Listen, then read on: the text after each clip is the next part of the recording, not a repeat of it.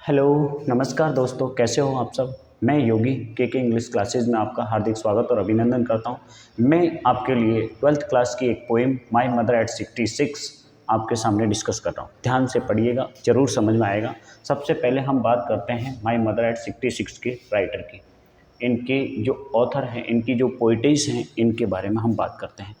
इनकी पोइटेस हैं कमला दास। कमला दास का जन्म अगर हम बात करें, ये जन्म हुआ था इनका 31 मार्च 1934 को इनका जन्म हुआ था और इनकी डेथ हुई थी 31 मई 2009 को इनकी डेथ हुई थी। ठीक है, इनका जो जन्म है, she was born in Malabar. Malabar जो है वो केरला में पड़ता है। केरला के मद्रास डिस्ट्रिक्ट के अंदर मालाबार का स्थान है। ठीक है, केरला में मालाबार नाम की जो जगह है वो मद्रास डिस्ट्रिक्ट के अंदर आती है। सी इज रिकॉग्नाइज्ड मीन्स होता है बेटे पॉपुलर या नॉन, जिसे जाना जाए या पॉपुलर हो या फेमस हो, या तो हम कह सकते हैं फेमस या पॉपुलर या नॉन, जिन्हें जाना जाता है, पहचाना जाता है, एक पहचान बनी है as one of India's foremost poet. Foremost poet का मतलब होता है कि एक लिस्ट है, पोइट की एक क्या है, लिस्ट है। जिस लिस्ट में सबसे आगे जिनका नाम आता है उन्हें बोला जाता है फॉरमोस्ट पोइट। तो ये फॉरमोस्ट पोइट हैं, इंडिया के सबसे अग्रणी कवियों में से एक हैं कमला दास। ठीक है, यहाँ तक आपको समझ में आया। इसके आगे, her works are known for their originality. इनके कार्य, इनकी रचनाएं, इनके वर्क्स को जाना जाता है ओरिजिनलिटी के लिए। ओरिजिनलिटी है इनके वर्क में, क्या है, ओरिजिनलिटी है, वास्तविकता है, रियलिटी है। इनके वर्क में, इनकी रचनाओं में ओरिजिनलिटी है, एक वर्सैटिलिटी है, एक तो वर्सैटिलिटी है, और उसके अलावा and the indigenous flavour of the soil. Versatility यानी कि बहुत सारे बिंदुओं पर, बहुमुखी प्रतिभा हम जिसको कह सकते हैं, बहुत सारे बिंदुओं पर इन्होंने लिखा है, वास्तविकता को दिखाया है, बहुत सारे बिंदुओं पर लिखा है, और अपने जो नेटिव लैंड है, अपनी जो मातृभूमि है, उसकी भी एक झलक इनके रचनाओं में दिखाई देती है।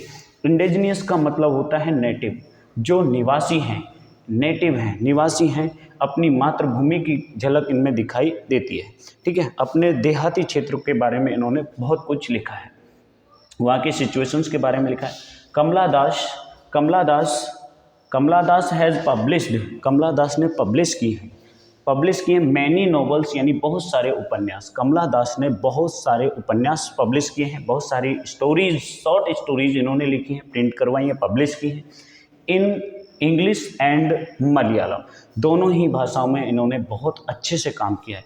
इंग्लिश में भी और मलयालम में, दोनों ही भाषाओं में इन्होंने अच्छे से वर्क किया है। इनकी रचनाएं बहुत प्रसिद्ध हुई हैं। इनकी रचनाएं इनके पेन नेम से जानी जाती है। इनकी जो रचनाएं हैं, इनको जाना जाता है, किस नाम से जाना जाता है, माधवी कुट्टी के नाम से ये ज़्यादा प्रसिद्ध हुई हैं, फेमस हुई हैं, पॉपुलर हुई हैं।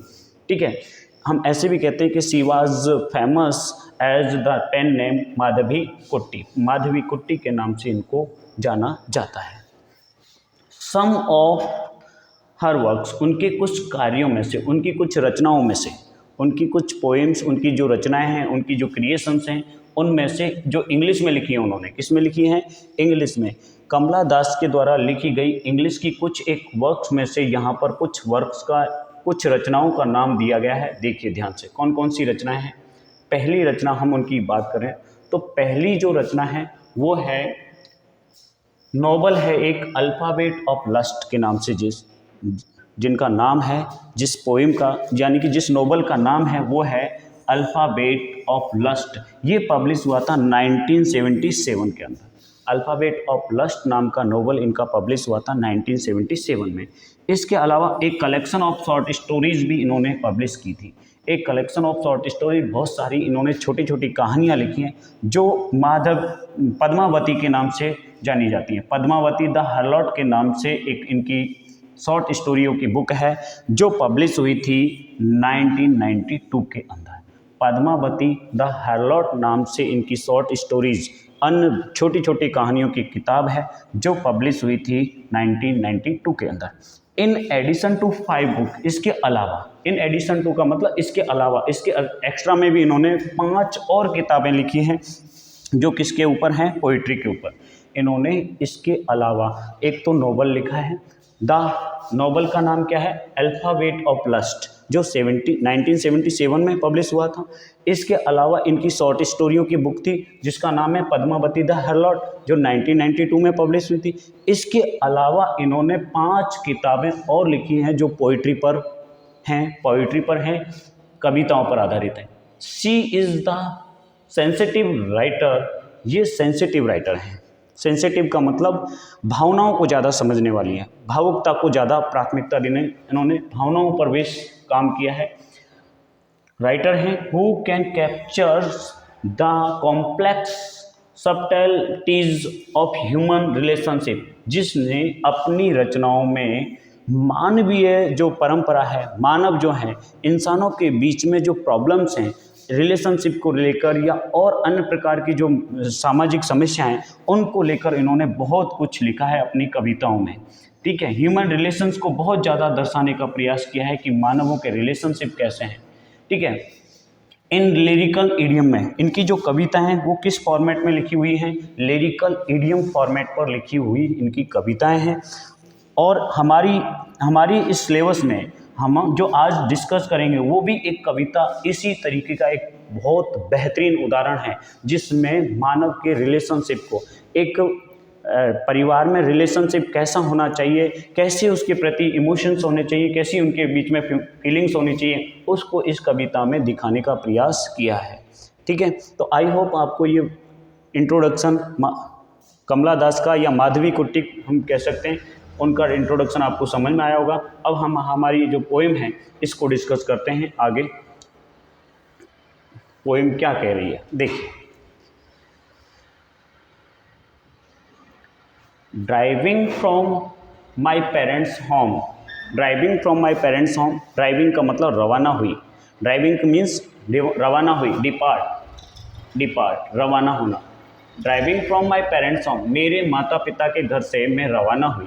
कौन, पोइटिस जो कमला दास हैं वो अपनी माता पिता के घर से, अपने पेरेंट्स के घर से रवाना होती हैं। कहाँ के लिए रवाना होती हैं, to Cochin airport last Friday morning, पिछला जो फ्राइडे है, यानी कि ये पोएम बाद में लिखी गई है, ये एक्सीडेंट या इवेंट जो है वो पहले घटित हुआ है। तो यहाँ पर पोइटिस ये कह रही है कि मैं पिछले शुक्रवार की सुबह मैं अपने माता पिता के घर से रवाना हुई कोचीन एयरपोर्ट के लिए, कोचीन जाने के लिए। आई सा माई मदर बिसाइड मी, मैंने देखा मेरी माँ को मेरे बगल में बैठे हुए। मेरी माँ मेरे बगल में बैठी हुई थी, ड्राइविंग हो रही है, कार चल रही है और मेरी माँ मेरे बगल में बैठी हुई है। तो क्या देखा, डोज ओपन माउथेड, डोज का मतलब नैप में है, नैप मीन्स छोटी हल्की सी नींद, झपकी कह सकते हो आप, नींद, हल्की नींद में है, कैटनैप भी आप बोल सकते हो, कैटनैप, हल्की नींदों में है, ओंग रही है, हल्की नींदों में है। ओपन माउथेड, मुंह खुला हुआ है, माँ का मुंह खुला हुआ है, नींदों में है।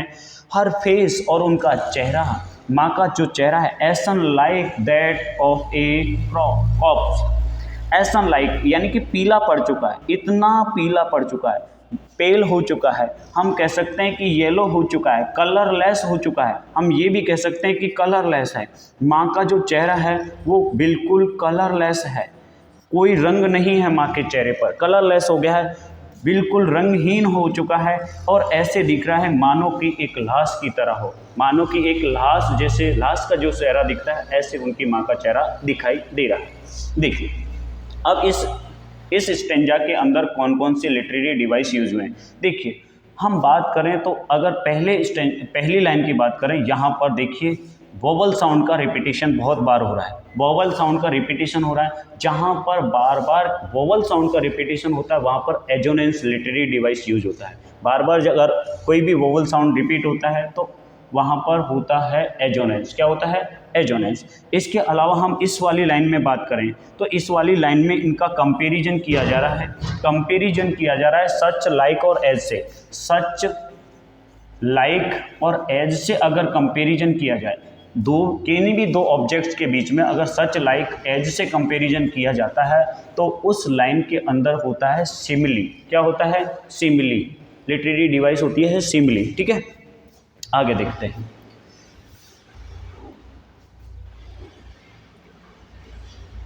तो उनका चेहरा एक मृत डेड बॉडी की तरह या मृत शरीर की तरह उनका चेहरा मुरझा गया है, चेहरे पर छुर्रियां पड़ी हुई हैं, माँ बहुत बूढ़ी दिख रही है। अब आगे क्या कह रहा है कि रियलाइज विद पेन, और दर्द महसूस हो रहा है, दुख महसूस हो रहा है। माँ का बूढ़ा चेहरा देखकर कवयित्री को दुख महसूस हुआ, और वो ऐसी दिख रही है, माँ जो है वो इतनी ओल्ड दिख रही हैं जितनी कि वो होनी चाहिए। एज ओल्ड एज सी लुक्ड, जितनी वो लगती हैं, यानी कि माँ की उम्र 66 साल की है, तो एक 66 साल का व्यक्ति जितना ओल्ड होना चाहिए उतनी ही ओल्ड ये दिख रही हैं इनकी माँ, कवयित्री की माँ, जो उतनी ही ओल्ड हैं जितनी उन्हें 66 साल में होना चाहिए। आगे क्या कह रहा है? अब इन सब वेदनाओं के बाद, इन सब परेशानियों के बाद, ये दुख आए हैं, उनको देखकर तकलीफ हुई है, वेदना जो हुई है, इसके बावजूद भी कवयित्री उस वेदना को भूलना चाहती है। यहाँ पर आगे तो भूलने के लिए वो शीघ्र ही अपना ध्यान, बट सुन यानी शीघ्र ही, put thought away. Thought away का मतलब दूर कर देना। पुट दैट थॉट अवे, अपने विचारों को हटा लेती है, दूर कर लेती है, और इन विचारों को छोड़ देती है, त्याग देती है, रिमूव कर देती है। एंड लुक आउट, और देखती है बाहर, खिड़की से बाहर देखती है। गाड़ी में चल रही हैं, ड्राइवर गाड़ी चला रहा है, माँ बगल में बैठी हुई है, माँ का चेहरा देखा, चेहरा मुरझाया हुआ है, बिल्कुल नीरस पड़ा हुआ है, कोई कलर नहीं है, एकदम बिल्कुल डेड बॉडी जैसी लग रही है माँ। तो उसके मन में, कवयित्री के मन में थोड़ा दुख आता है। अब इस दुख से वो निजात पाने के लिए अपना ध्यान बाहर की ओर लगाती है, बाहर देखती है। बाहर देखती है तो क्या दिखाई देता है? देखिए ध्यान से, ध्यान से देखिए क्या दिखाई देता है। जब वो बाहर देखती हैं तो किसकी ओर देखती हैं? Eight young sprinting and Mary children spelling out of their home, sprinting out of their home, बाहर खुशी से खेलते हुए बच्चों की ओर वो देखती है। ठीक है, स्प्रिंटिंग आउट, बाहर खुशी से खेलते हुए बच्चों की ओर देखती है। चलिए, दिखाई दे रहा है सबको? चलिए अब देखिए, लुक आउट, बाहर देखती हैं।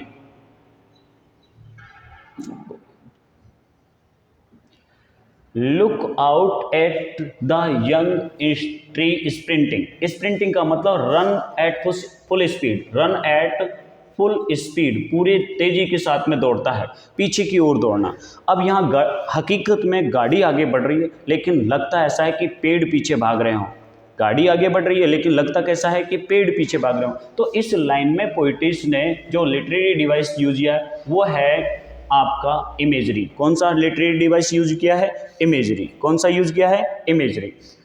अब आगे और क्या क्या देखती है? मैरी चिल्ड्रंस को, जो खेल रहे हैं घरों के बाहर। इस फीलिंग का मतलब कोई भी प्ले, कोई भी खेल खेल रहे हैं, कोई भी खेल खेल रहे हैं घरों के बाहर, अपने घरों के बाहर वो बच्चे खेल खेल रहे हैं, उनकी ओर ध्यान देती है। माँ को देखा, चेहरे पर झुर्रियाँ पड़ी हुई हैं, मन में दुख आया, तो उस दुख को दूर करने के लिए कवयित्री ने बाहर देखा। बाहर देखा तो क्या देखा कि पेड़ पीछे की ओर भाग रहे हैं, पेड़ पीछे की ओर भाग रहे हैं, और घरों के बाहर बच्चे बहुत खुशी से, मैरी मीन्स हैप्पी, मैरी का मतलब होता है हैप्पी, बहुत खुशी से घरों के बाहर बच्चे अपने घरों के बाहर खेल रहे हैं। But after the airport security check, लेकिन एयरपोर्ट पर सिक्योरिटी चेकिंग के बाद, एयरपोर्ट पर आप जाते हो तो सारी सिक्योरिटी चेक होती है कि आप क्या क्या सामान ले जा रहे हो, कोई इलीगल डॉक्यूमेंट या इलीगल कोई गुड्स तो आप लेके नहीं जा रहे हो। तो ये सब चेकिंग होने के बाद standing a few yard away, standing यानी खड़ी हो जाती है कुछ दूरी के बाद। यार्ड का मतलब एक डिस्टेंस की बात कर रहा है, यार्ड मीन डिस्टेंस, यानी कि थोड़ी दूरी बाद। पोइटिस एयरपोर्ट के अंदर हैं और माँ उनकी बाहर खड़ी हुई है। तो इतनी दूरी के बाद, खड़ी होने के बाद वो क्या कहती हैं आगे देखिए ध्यान से।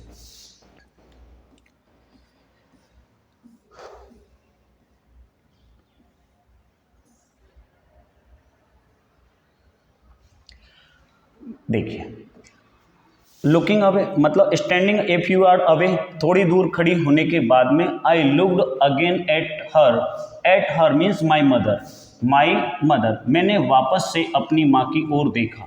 कुछ दूरी पर खड़े होकर, यानी कि एयरपोर्ट में अंदर जाने के बाद मैंने वापस अपनी माँ को देखा और उनका चेहरा, वेन का मतलब पीला पड़ चुका है, कलरलेस हो चुका है, पेल हो चुका है, बिल्कुल डल हो चुका है, नीरस हो चुका है, डल हो चुका है, पीला पड़ चुका है। माँ का चेहरा वेल हो चुका है। वेल का मतलब आपके, वेन का मतलब पेल और वेन का मतलब होता है डल, बिल्कुल कलरलेस, डल, और पेल का मतलब येलो, पीला पड़ चुका है, मुरझा चुका है। ठीक है, माँ का चेहरा बहुत ही पीला पड़ चुका है, मुरझा चुका है, और ऐसे लग रहा है जैसे कि एक सर्द ऋतु का चंद्रमा होता है, विंटर्स मून की तरह दिखाई दे रहा है, विंटर्स मून की, लेट विंटर मून की भांति उनका चेहरा दिखाई दे रहा है।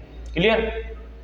माँ का जो चेहरा है वो लेट विंटर मून की जैसे दिखाई दे रहा है, जैसे सर्द ऋतु में चंद्रमा पीला पीला, हल्का पीला पीला दिखाई देता है, वैसे ही उनकी माँ का चेहरा दिखाई दे रहा है, बहुत मुरझाया हुआ लग रहा है। यहाँ पे भी कंपैरिजन किया जा रहा है, कंपैरिजन हो रहा है तो सिमिली होगा। कौन सा लिटरेरी डिवाइस होगा? सिमिली। क्लियर?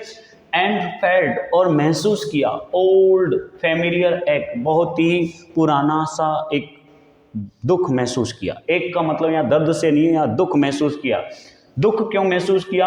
क्योंकि माँ से बिछुड़ रही है, और ऐसा दुख उन्होंने बचपन में, चाइल्डहुड फियर्स, ऐसा दुख तो उनको बचपन में भी महसूस हुआ है, ऐसा दुख तो उनको बचपन में भी महसूस हुआ है। वैसा ही दुख अब कवियत्री फैमिलियर एक्ट फील कर रही है। ऐसा दुख बचपन में कैसे हुआ होगा? जब बचपन में पहली बार जब माँ से बिछड़ी हुई होगी तो तब भी उनको बिछुड़ने का दुख लगा होगा, बिछुड़ने का एहसास हुआ होगा। अब बिछुड़ने का एहसास हुआ है तो वही एहसास आज हो रहा है, लेकिन पहले उम्मीद ज़्यादा थी वापस मिलने की, आज उम्मीद कम है। But all I said was see you soon अम्मा, लेकिन मैं जो कर सकी, जो मैं कह सकी वो ये था कि अम्मा जल्द ही मुलाकात होगी। सी यू सून यानी हमारी मुलाकात जल्द ही होगी, सी यू सून अम्मा, हमारी मुलाकात जल्दी होगी। एंड आगे क्या कह रहा है? ऑल आई डिड, जो मैं कर सकी, मैंने बोला कि हमारी मुलाकात जल्दी ही होगी, और मैं इसके अलावा मैं क्या कर सकी, जो भी मैं कर सकी वो मैंने किया। मैं मुस्कुराती रही और मुस्कुराती रही और मुस्कुराते हुए चली गई। यानी कहना ये चाह रहा है कि मिलने की बात क्यों की जा रही है? क्योंकि उनके दोनों के बीच में, माँ और पोएटिस के बीच में एक आशा जागृत हो कि वो दोनों कभी ना कभी वापस मिलेंगे, वापस मिलने की एक उम्मीद होगी। तो उनके बीच में जो डर है, जो दुख है, वो दूर हो जाएगा, और उनके अंदर एक आशा जागृत होगी, एक होप क्रिएट होगी कि वो वापस उनकी मुलाकात होगी। They will meet again, they will meet again. If here the poetess want to come over the fear, उस डर से बाहर आना चाहती हैं, पोएटिस उस डर से बाहर आना चाहती है, इसलिए वो मुस्कुराती हैं और अलविदा कहते हुए चली जाती हैं, बाय बाय कह के चली जाती हैं। लास्ट लाइन के अंदर देखिए बार बार एक ही वर्ड को रिपीट किया है। जब किसी भी वर्ड को रिपीट किया जाता है तो उस में हम कह सकते हैं कौन सा लिटरेरी डिवाइस यूज हुआ है? वो लिटरेरी डिवाइस है आपका रिपीटिशन। कौन सा है? रिपीटिशन। जब एक ही वर्ड की बार बार रिपीटिशन होती है तो वहाँ पर हम लिटरेरी डिवाइस यूज करते हैं रिपीटिशन। ठीक है, तो आई होप कि आपको ये वर्ड और ये पोइम समझ में आई होगी अच्छे से। अगर समझ में आई है तो प्लीज़ एक बार लाइक और शेयर और सब्सक्राइब कर दीजिएगा। जय हिंद।